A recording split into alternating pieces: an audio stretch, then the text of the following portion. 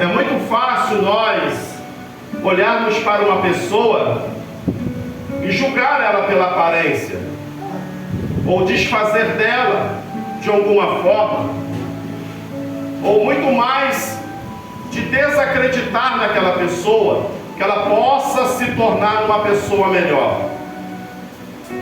E Deus, quando eu falo que Ele opera de forma diferente, Ele vai demonstrar isso na conversão deste homem. Como eu falei, um homem mau, sanguinário, um homem que não tinha amor ao próximo, mas que quando Deus olha para o seu coração, Deus vai perceber que aquele coração poderia sim receber uma oportunidade vinda de Deus para uma mudança, uma palavra chamada mudança para melhor. Aquele homem que foi preso, aquele homem que era mau, aquele maldizente, aquele homem que matava, roubava, destruía, agora Deus dos altos céus vai ter um encontro direto com ele. Que coisa maravilhosa! Porque isso vai nos fazer lembrar que quando nós, ao meio dos nossos problemas, erguemos a nossa mão aceitando Jesus como único e eterno Salvador na nossa vida, e que dali em diante agora nós estamos sendo aperfeiçoados pelo próprio Cristo. E esse é o primeiro ato que Deus na nossa vida Ele vai começar a praticar. Paulo agora, ouvindo a voz de Deus: Saulo, Saulo, por que me persegues? Porque Saulo, ele perseguia a igreja.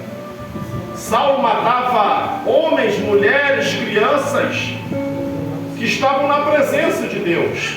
Ele não sabia a quem aquele povo, ele não queria saber a quem aquele povo servia, qual era o Deus que ele servia. Ele simplesmente, dentro de uma ira muito grande, crescia-se uma vontade de matar, de tirar vidas.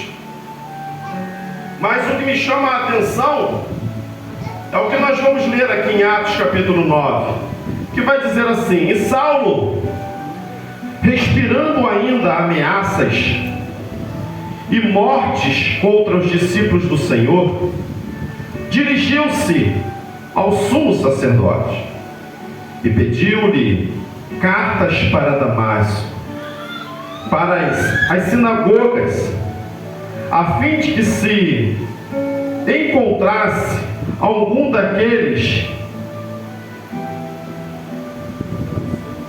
daquelas seitas, que homens, que mulheres, os conduzisse presos a Jerusalém.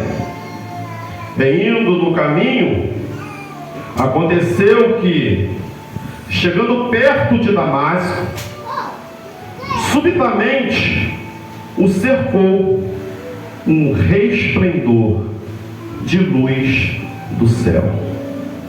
E caindo em trevas, ouviu uma voz que lhe dizia: Saulo, Saulo, por que me persegues? E ele disse: quem és, Senhor? E disse o Senhor: eu sou Jesus, a quem tu persegues. Tudo é para ti recalcitrar contra os aguilhões. E ele, tremendo e atônito, disse: Senhor, que queres que faça? E disse o Senhor: levanta-te e entra na cidade, e lá te será dito o que te convém a fazer. E os varões que iam com ele pararam espantados, ouvindo a voz, mas não vendo ninguém. E Saulo levantou-se da terra e, abrindo os olhos, não via ninguém. e guiando pela mão, o conduziram a Damasco. E esteve 3 dias sem ver, e não comeu e nem bebeu. Então nós vamos ver aqui o chamado de Deus, a voz que vai fazer diferença na vida daquele homem. Aleluia! Ele, sem conhecer a Deus, nós vamos perceber que ele o temia. Foi como eu falei, é muito fácil olhar para Saulo naquela época e julgar aquele homem que era sanguinário. Mas Deus, com todo o poder, aparecendo a ele, louvado seja o nome do Senhor, ele vai se prostrar aos pés de Deus. Ele vai em uma atitude de humilhação àquele que está chamando, falando com ele. Porque louvado seja o nome do Senhor. Quando se trata de um chamado de Deus, a coisa que nós não devemos perder é uma santidade. É uma manifestação de uma santidade que nós carregamos dentro de nós, porque nós estamos lidando com o Todo-Poderoso. Independente de quem fosse ele sabia que aquele que estava falando com ele se tratava de um Deus. Ele sabia que aquele que estava falando com ele, que estava direcionando a ele no caminho de Damasco, era Todo-Poderoso. Então louvado seja o nome do Senhor,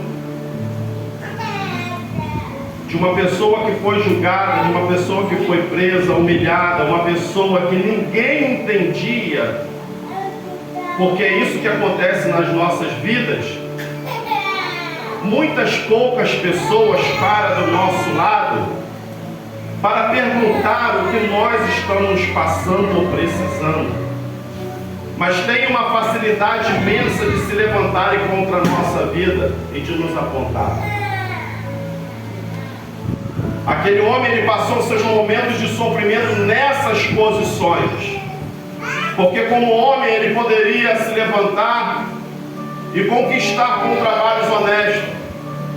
Ele poderia se levantar, se erguer e ter uma família numa posição honesta, viver ao meio da sociedade como um homem honesto. Mas a história não relata que ninguém daquele tempo para do lado dele. Paulo, por que tu és dessa forma? Por que você pensa desta forma? O que você precisa? Onde eu posso te ajudar? Louvado seja o nome do Senhor. Quando nós lemos as Escrituras, é muito fácil eu pregar de Paulo falando que ele era uma pessoa ruim, horrenda, uma pessoa que só matava, que não gostava dos seguidores do Mestre Jesus. Mas na verdade ninguém consegue enxergar o outro lado da história, vivendo dentro de uma hipocrisia muito grande. Você não sabe nem conhece essa pessoa que está do seu lado.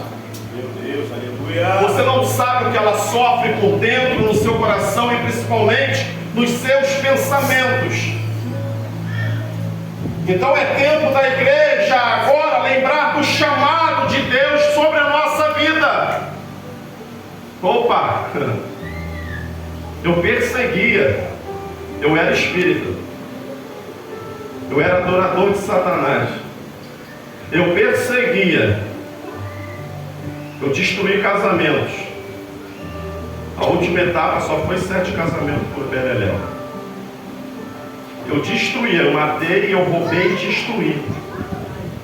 Mas agora eu estou ouvindo uma voz diferente. Eu estou sentindo uma presença diferente. E foi quando Deus ministrou ao meu coração dentro daquela congregação que nunca mais eu esqueço. E eu passei a ver tudo aquilo de ruim que eu tinha feito na minha vida. E eu sabia que aquela voz eu nunca tinha ouvido, era uma voz diferente, branda, suave. E aquela presença era tão gostosa que eu nunca mais queria mais perder aquela presença na minha vida. E Paulo, louvado seja o nome do Senhor, ele tinha os seus problemas sentimentais. Ele era um homem contido de sentimentos. Ele era um homem que queria assim uma oportunidade de mudança para a sua vida. Ele era um homem que causava problemas e grandes demais. Mas ele era um homem. Um homem contido de erros e falhas, mas que tinha um coração, que tinha uma vontade de receber oportunidade de quem poderia mudar. Nós vamos ver as Escrituras Sagradas, que dentro do seu